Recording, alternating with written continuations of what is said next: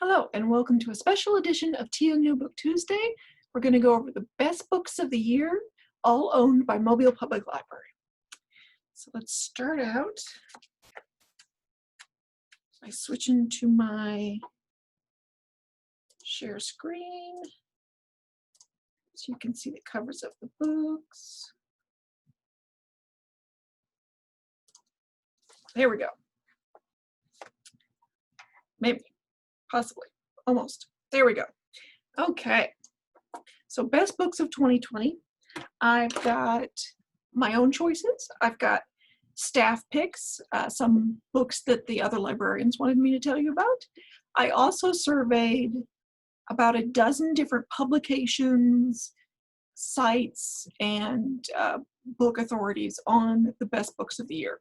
So anyone who is willing to write a list of 10 or 20 books that they thought were the best of the year. Let's go ahead. So as I said, we're going to talk about my reads. We're going to talk about the list compiled from all of those publications. And there will be a surprise giveaway if you stay to the end of the show. All right. So let's first talk about what I read this year. This list is shorter than what I actually read this year because I started pre-reading because that's available to librarians. We can read something before it comes out. So several of the books I read this year won't come out until next year. So I guess we'll talk about them on next year's list. But these are books that came out this year that I did read. I read You Can Keep That to Yourself, which is a very short book. And I read it, I swear, in like 20 minutes, I think, because you just sort of flip through it real quick. Rachel Bloom's I Want to Be Where the Normal People Are, which is probably my nonfiction choice for the year. Finding Freedom, Intuitive Eating, and Cry Murder on Broadway. The fiction I read is all here, as you can see. I don't know that I can pick a favorite. Maybe either Plain Bad Heroines or Ring Shout. But I recommend all of these. The only ones I kind of don't recommend are Majesty and Survivor Song, because I feel like they both went a little formulaic, if that makes sense. So let's move on to the books that the staff told me about. They wanted you to know were very good. So let's start with Big Door Prize, written by M.O. Walsh. Nope, go back. It always sounds like you're saying Emma Walsh when you say that person's name, but it's M.O. This is about the residents in a small Louisiana town who find a new machine in their grocery store that promises it will tell them what their life's potentials are based on their DNA. So pretty soon everyone's going through it, and people who were teachers and nurses are becoming cowboys, magicians, and athletes. It's about how possibility both pulls bonds apart and puts them back together. This was recommended by Carly at West, and she says, I don't think I ever read a piece of fiction that so perfectly ties up a beginning, middle, and end and connects it with the multitude of emotions in it and has a story that's so completely original. Big Door Prize has a 3.5 ratings on Goodreads and is available at almost every branch if you want to check it out. Okay. Answers in the Form of a Question, A Definitive History and Insider's Guide to Jeopardy by Claire McNeil. This is about the smartest and most celebrated game show of all time, Jeopardy. It was recommended by Chris at Maine. It is about exactly what it says it's about. I don't even know that I need to elaborate, but it is also checked out across the board. If you're interested, I would recommend putting it on hold. All right, let's get into some more fiction, which actually Big Door Prize is fiction too, but the next two are also fiction.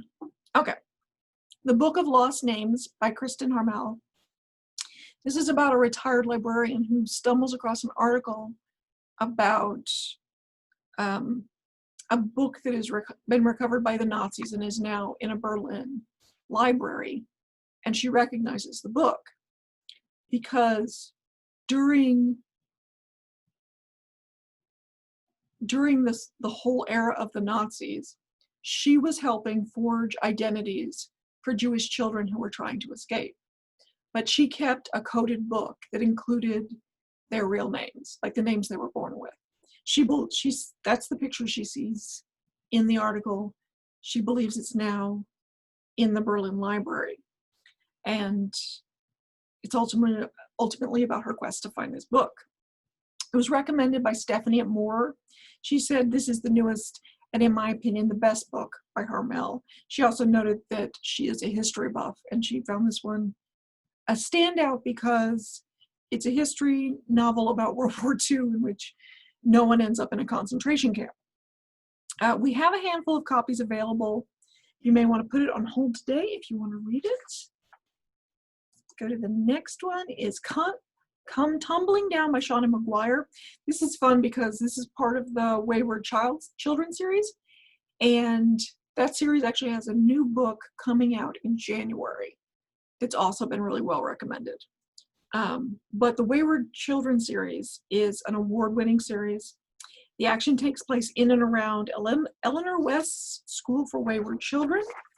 It was recommended by Valerie at Sems. She says, I love how short and how rich each installment in this series is. If you're interested in Come Tumbling Down, it is available at West and at Moore. All right, now it's time to get into the list. Did I say best fiction? Because we're actually best fiction and nonfiction. But let's start with the nonfiction, okay?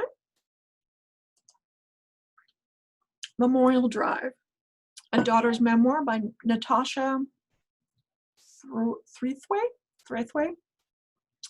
The author is a Pulitzer Prize winning poet, and this is a memoir about her life. More specifically, when she was 19, her former stepfather shot and killed her mother. So she's examining her mother's life and her mother's legacy and how all of these things shaped her into the artist and the person that she would become. It was recommended it was on the best list of the year from Time Magazine, Washington Post, Vanity Fair, and LA Times. It is currently on shelf at the Grand Bay Library and Museum and at the West Regional Library. And it's pretty much checked out everywhere else. So you're gonna have to grab one of those two if you want it, or put it on hold. Next up, The Dragons, the Giant, the Women, a Memoir. I am way too more, maybe is the author's name. It's described as an engrossing memoir of escaping the Libyan civil war and building a life in the United States. The description said the author has a novelist or fiction level eye for suspense and emotion, and that the prose of the book is very lyrical. It was chosen by Publishers Weekly, Time, and Library Journal. We also have the audiobook. So if you're interested in The Dragon, the Giant, and the Women, you could check out either the book or the audiobook. All right, The Undocumented Americans. The author of this book is one of the first undocumented Americans to graduate from Harvard. She is writing in this about her own story, of course, but also dozens of other undocumented Americans that she met traveling across the country.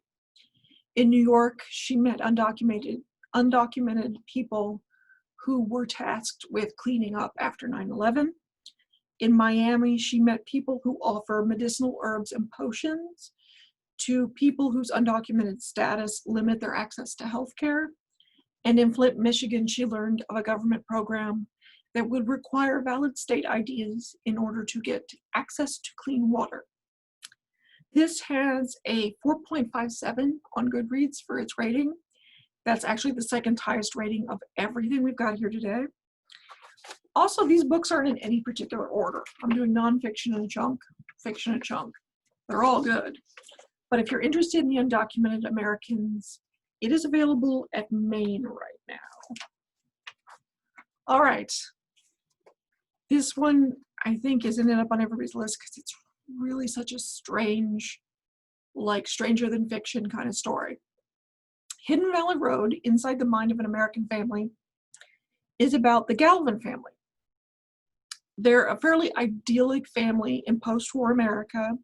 They're hardworking, they're upwardly mobile, they're a large family, they had 12 children. But by the time their children became adults, 6 of them had been diagnosed with schizophrenia. They became one of the first families that the National Institute of Mental Health decided they needed to study. And samples of their DNA are used in research to this day. The author is a best-selling and award-winning writer, and he tries to examine this family with a lot of clarity, but a lot of compassion as well.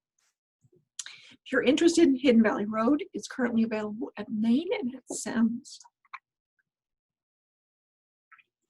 All right, as I said, no particular order, but it's worth pointing out this is one of the books that was the most mentioned by staff and came up on the most best of lists. There's one other fiction title that I think I can say that about. Okay, Caste, The Origins of Our Discontent. Caste in this title is referring to a caste system, which is a social hierarchy. The author argues that America today and our history has been affected by a hidden caste system, a rigid hierarchy of human rankings. She studied caste systems in other countries and throughout history and found 8 pillars she thinks are still in place in America. These include divine will, bloodlines, stigmas, and then there's 5 other ones. She writes about how this has ultimately affected everyone's lives profoundly. Everything from how certain people are treated in healthcare to politics. She points out the ways in which she believes we can move past this caste system. This received a 4.6 on Goodreads, which is the highest rating of any book today. It was recommended by Publishers Weekly, Time Magazine, O Magazine, several others. It was, when I surveyed the staff for the book that they're asked about the most or that they see references to the most, this was the winner for that. We have the audiobook too.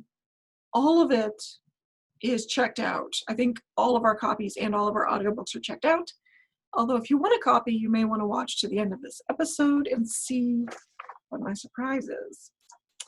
All right, let's move on to fiction. We've got Transcendent Kingdom.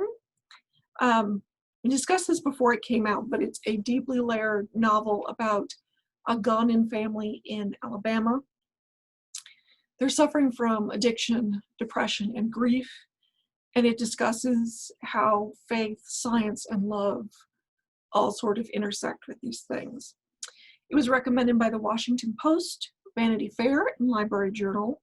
We have several copies plus the audiobook if you are interested in Transcendent Kingdom. All right, Mexican Gothic by Silvia Moreno Garcia. If you watch TNU Book Tuesdays, you may know that I have a lot of affection for horror, and I was bound and determined to get a horror title on this list. And the most recommended one is Mexican Gothic.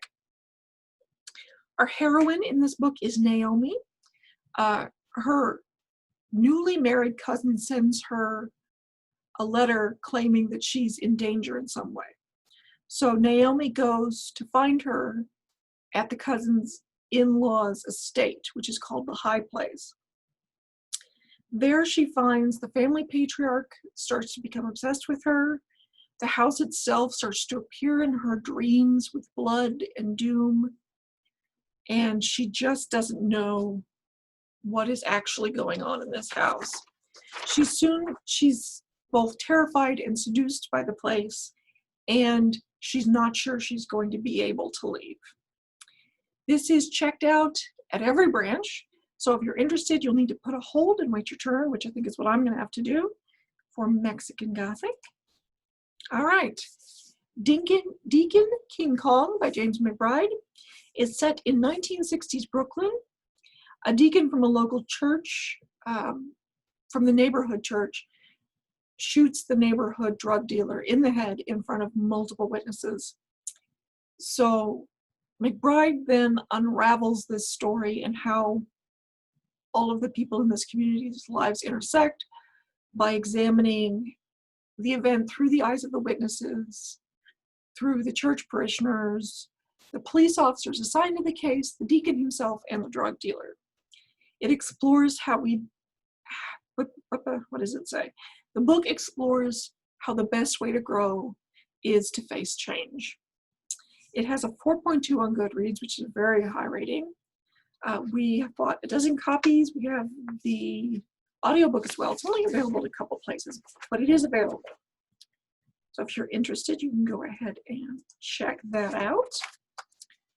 Next up, we have The Vanishing Half by Britt Bennett.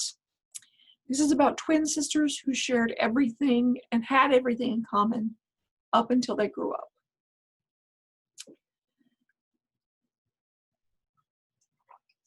As adults, one of them lives in the town that both of them tried hard to escape. The other is passing for white, despite the fact that they're both people of color. And even her own husband doesn't know large parts of her past.